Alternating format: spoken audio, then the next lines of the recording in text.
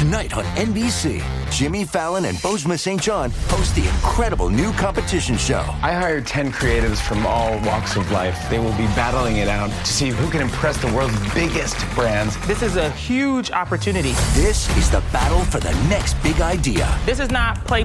We're spending millions of dollars. I'm so excited to embark on this adventure with all of you. May the best idea win! On Brand with Jimmy Fallon, tonight on NBC. Hey, business owners, we know you know the importance of maximizing every dollar. With the Delta SkyMiles Reserve Business American Express card, you can make your expenses work just as hard as you. From afternoon coffee runs to stocking office supplies and even team dinners, you can earn miles on all your business expenses. Plus, you can earn 125,000 bonus miles for a limited time through October 29th. The Delta SkyMiles Reserve Business Card. If you travel, you know. Minimum spending requirements and terms apply. Offer ends October 29th, 2025. Hey guys, I want to welcome you guys to the Financial Freedom Podcast. We've got a great episode this week. Before we begin, please hit the subscribe button as well as the notifications bell, and be sure to like, comment, and share if you like this episode, and we'll get into this week's show. Today, we have Dr. Ketan Karani. He is a collaborator with one of my former clients. He's a physician, researcher, also an entrepreneur at heart, based out of Canada. He's published works at the national, international level. His passion is that he is trying to help physicians achieve career fulfillment and success. Oftentimes that's outside of academic world, and we have to go into areas such as burnout, psychology, finances, relationships. He's completed his coaching certification. He's a coach. He's created a course and working on a book going to come out soon. And he's collaborating on a podcast. He's up and coming and doing a lot of interesting stuff. I'm happy to help my platform elevate his. Without much ado, Ketan, welcome. Thank you, Chris. I think it's really a kind introduction, and I've been a big admirer of your work, and you've helped a lot of people, a lot of physicians, not only with your inspiring journey, but also you freely sharing resources that you have. So I think it's a true demonstration of growth mindset. So I feel very honored to be on your podcast, and I think that was a very kind introduction. So thanks for having me. Yeah, no worries. And like I said, I boil it down to 4 types of freedom. The first is financial freedom. Second is emotional, time, and location freedom. And so you are doing a lot of interesting things. So tell us about your journey and your work and where it's led to you today, and we'll go from there. Yeah, for sure. I think that's a great question. I started like any other physician, aspiring to do excellent clinical work, and then slowly developed interest in research. And it took me about 14 years to start my first full-time attending job. And then as I started it, I worked extra hard, like all of us, to try and get my clinical practice established, start my research program, start getting into administrative committees. And over the next 5 or 6 years, all of that became very successful. I was able to get my first academic promotion in 5 years. I have well published academically with over 100 papers, and everything went well. But then suddenly at the same time, I started finding out that I wasn't feeling that fulfilled and happy. And I started questioning whether the academic track is going to be successful and fulfilling in the long run. So I started looking out to other people and found that a lot of other people at all stages of careers, in all specialties, even outside of medicine, in law, in accounting, and even in entrepreneurship, people were rampantly burnt out and just unfulfilled. And thus, I figured that if I continued on this same journey, I'm going to probably end up there. We are no smarter or less smart than anybody else. So if we just didn't learn and take the time to figure out what it truly means to be successful and fulfilled, we are only going to end up where other people are, that is disgruntled. In parallel to my academic journey, I started doing a lot of leadership training, and I was fortunate to find a lot of different funding pots to help me with that leadership training. So that went on for 2 to 3 years. And then I slowly got exposed to coaching. And early last year, I got my coaching certification. So I've been developing coaching on the side. Similarly, I was always an entrepreneur at heart, and I probably realized that late in my medical training. And I had to park most of my passions and interests, like most of us, during intensive training. As the attending job started unfolding, I also was able to slowly rekindle all my passions. And I explored a bunch of different entrepreneurial enterprises and really started connecting with people within and outside of medicine who were similarly who had a similar mindset. Thus, started many successes and failures, and slowly I started developing sort of my own entrepreneurial enterprise. And right now we are working on active real estate and some passive investments. I run an art gallery, and I'm really able to connect a lot of people in different fields. And I think that's very enriching as an experience. With all of these things going simultaneously and with the growing family, I really felt the need to connect with other people, other physician entrepreneurs, other physician researchers, media people, physician real estate people like yourself, and physician coaches. So I really thought that if I can connect with my own tribe, it's only going to help everybody. And that's why I was thanking you at the beginning that there's a lot of people out there who are phenomenally successful, and they're very open-heartedly willing to share their resources. And I hope and aspire to be one of them in future, that we have open doors and really try to bring up our tribe. And hopefully we can, as a secondary endpoint, battle the burnout and the epidemic of stress and distress that exists in the physician world for many reasons. I'm sure that's been talked about on a million different platforms. So that's the long story short.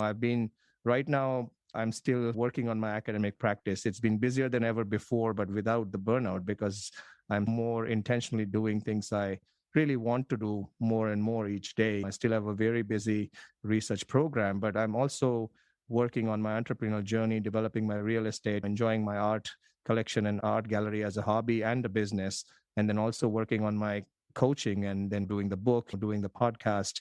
And I'm very thankful for you letting me share my journey here.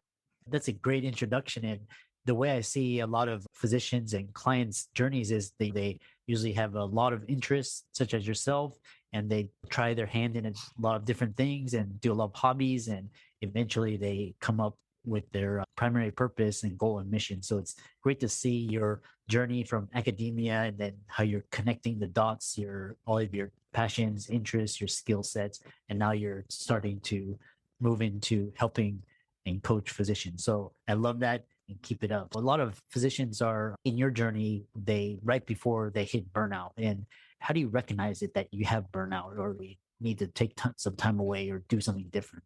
Yeah. Can I quickly go back to something you mentioned just before? And I think that might lead us into burnout. So I think you said something about really finding your why. I think that was a big thing. I think as physicians, as subspecialists or super specialists, whatever you want to call it, we are often told what our why is. That's care for the patients, do your research, do academia, promotions, blah, blah, blah, home, cars, yacht, plane, whatever you want. But really, I don't think there is a lot of awareness around truly connecting with your why. So I think that really helped me. When I figured out that my why is to identify my best version and live my best self, and also help others do exactly the same, things became far more clear. So I think in my experience, when I went through burnout 2017, 2018, which I now recognize as burnout, I was noticing that despite having what they call academic success, despite having your first good home or first permanent home, the one or two nice cars, kids and growing family and supportive spouse, and the societal definition of success, there was still the feeling of visceral discontent. There was still this feeling of something being missing. There was still the feeling of, okay, what's next? Still the feeling of having the goalpost moving, that, okay, I just published a paper in Lancet Oncology. Well, so what? When am I going to have the second one? Something like that. There was still that feeling of emptiness or exhaustion or distress that existed despite what other people would call as a lot of success. So I think we have to be very cognizant and aware of recognizing those things. And I also feel that a lot of physicians still shy away from talking about potential burnout or potential distress, because it's very cultural in medicine, right? We are expected to put up with the challenges. We are expected to jump through the hurdles. You're expected to do the best for your patients, and you have to sort of park all your other things on the side. And I'm sure you've experienced similar things in the past as well. So I think if we are going to truly battle the burnout, then it's going to require systemic change and a culture shift, which is difficult, right? So I think our first job would have to be to look deep inside and really figure out who we are, what is it that we want, what are our true core values, what is our mission, what is our why, and then we can hopefully connect more and more people, and physicians can connect, and then collectively a system change, culture shift might happen. That's at least the way I see it now. Yeah, you said I think you're moving from a just very narrow, limited path, and now you're looking into like more meaning and more depth into what we're doing and trying to create an impact as opposed to just very narrowly defined definition. So I love that.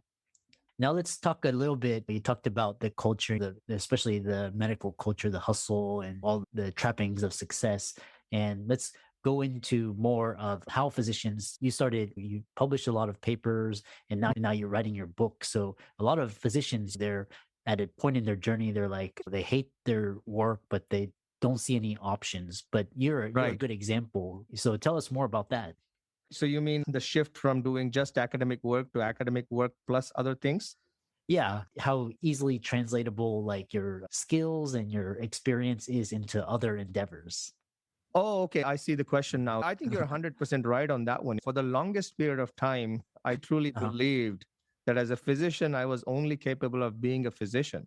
And Uh-huh. that mindset was, now I realize that was a very wrong and narrow mindset. As Uh-huh. many others, I could name 100 people in next 2 minutes who have shown, excluding myself, who have shown way better than maybe I currently have. That's completely untrue, right? Physicians are capable of being excellent physicians. They're equally capable of being anything else under the sun that they want. I think that what it's going to take is really that shift in the mindset, that grit and that interest and the determination and the ability to walk from that point A of being the limited self to the point B of being the illuminated self, if you want to call it that. And a lot of this is also the central focus of our book, if I may mention that for a second, that I've always been interested, and so is Francis Yu, in a lot of different fields, including ancient wisdom and Asian philosophy and ancient Sanskrit texts, or modern physics, modern mathematics, quantum physics, psychology, evolutionary biology, and quantum biology, so on and so forth. We tried to, for lack of a better term, present our perspective and understanding of what could be very applicable models to modern life and modern medicine that could lead us to fulfilling lives. And a lot of it walks through applying wisdom from all of these different fields to our modern lives. I'm nowhere saying that I've already shifted my mindset. I go through my thick and thin and go through the peaks and the troughs. But certainly with all the friends, colleagues, coaches, mentors like yourself and others, it's easier, faster, effective, and efficient to bounce back and keep on track. So I think the first thing that I feel is going to be needed is that shift in mindset. We truly have to trust that we are capable of being, achieving, deserving what we truly want. I've found so many times that if I'm trying to coach or talk to somebody about investments or how do you do a good stock portfolio, most of the times people are in denial. Oh my gosh, I can't do that. It just takes too much time. Oh, I'm not a risk taker. Oh, I'm not this and that. So I think these are reflex answers, right? A lot of people don't even know what kind of risk they're taking, right? People are truly deeply involved in thinking that, oh, higher risk means higher return. I don't want to take any risk. I'm happy with the 5% return. Okay, I'm just happy with getting the basic retirement and so on and so forth. So I think we've somehow acquired this limited mindset that, oh no, I got to be 24/7 at my job. Everything else is secondary. I can't do anything else. Entrepreneurship is not for me. There's the lucky few. Maybe, it's very common in Canada to say, oh, US is very different. They're capitalistic. They're big. They can do whatever they want. It's not going to happen in Canada. It's funny. Most people don't realize that per capita for the population, there's more multimillionaires in Canada than US.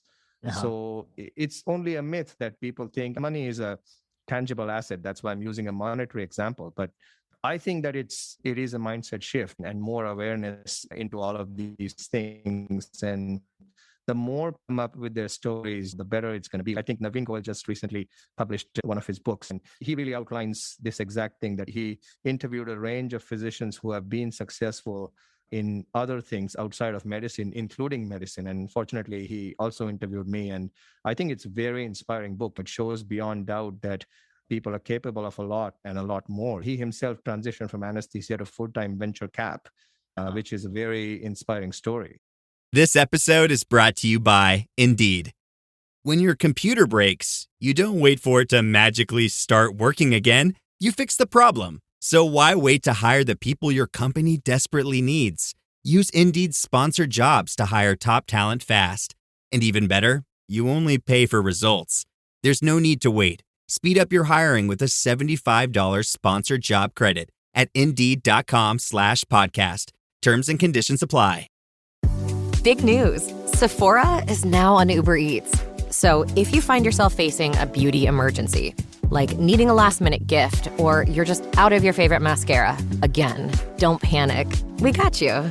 Order now and get $10 off on Sephora orders of $50 or more on the Uber Eats app. Order now. Offer ends October 30th. One order per customer. Additional terms apply. See app for availability. Delivery fees may apply. Yeah, Naveen, he has a very interesting story from anesthesia into what he's doing, and I love how physicians are just they're going into new things, and then they're going in with curiosity and just open mind and just exploring things and trying new things and learning. So I love that growth mindset. I know a lot of clients would be interested in coaching, especially coaching, and tell us more about how you can get into coaching and some of the benefits of coaching, both tangible for the client and yourself. Yeah, I was first introduced to coaching in the formal way we understand it now, probably about 2 or so years ago. Before that, it was all around mentorship. And I really did not get a lot of the answers I was looking for through mentorship. But then coaching really opened a lot of doors. And I think a lot of coaching concepts come from business and sports. So I think that really goes around the way I see it is to understand yourself, understand the way you're thinking, understand the way you're processing, and then optimize your performance and output. We could talk so much about coaching. A lot of people tend to think coaching models are linear. One of the popular models lately is from the life coach school that you go from facts to thinking to feeling to your actions and then results. That's one way of coaching. I think there's so many different ways of coaching that can be adapted to the person who needs help. I think whatever somebody needs help with, there are so many different ways in which you could coach. You could coach emotionally, you could coach based on thoughts, you could coach based on awareness, you could use cognitive behavioral therapy, you could use visualization techniques, you could use the resolution of restrictive emotions and feelings, you could use action-oriented coaching, you could use SMART goals. So I think there's so many different varieties. I think it's a huge upcoming field. And if applied properly, I think it can start moving the needle immediately. So going back to our book, which is hopefully coming soon, it's very topical. We do talk about a more broad approach to optimizing human performance. And Francis and I were able to come up with a very broad model based on the number of fields I was trying to mention before that would be applicable to pretty much all of us in any given situation.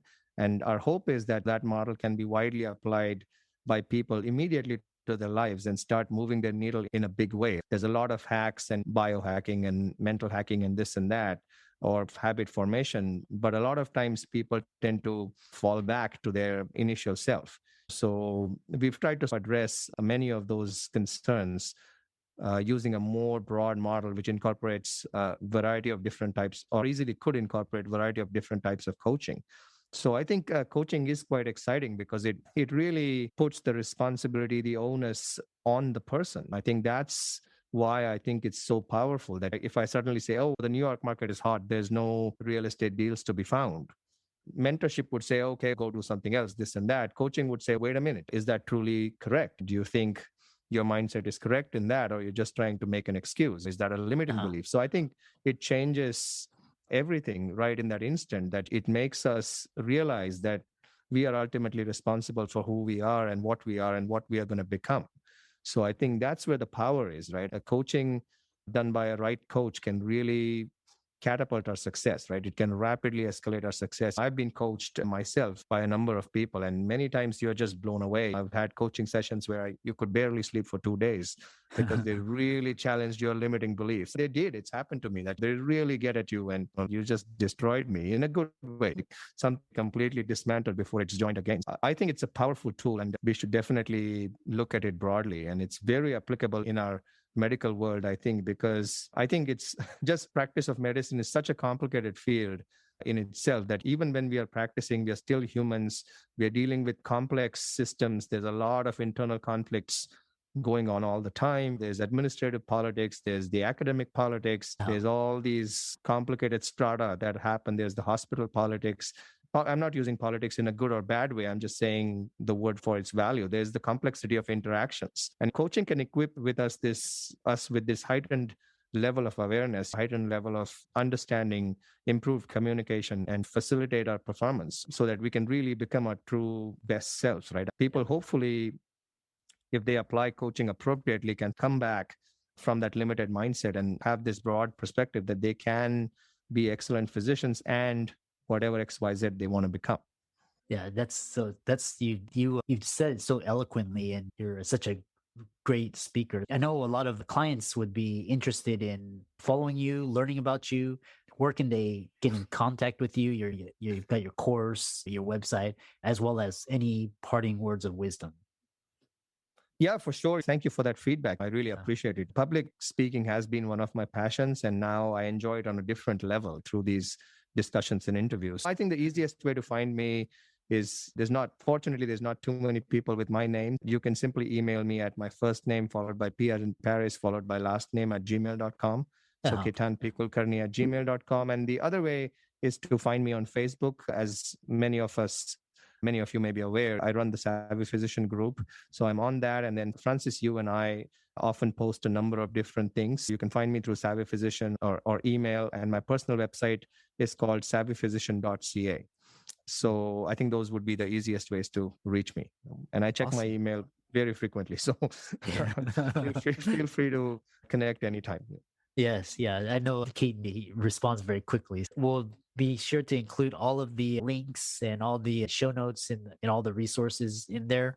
And thanks so much. I think you're on the cusp and you're getting your name out there. And I'm really happy to help you grow. And it'll be great to see you and Francis grow over next year or two. And we hope to have you on the podcast as a future guest so we can see what you've been up to. Yeah, thank you again, Chris. I think this has been a great chat, and I really appreciate the support, the kind words of wisdom that you've shared as well. I think there's so many who've been through this journey, so many who are going to be through this journey.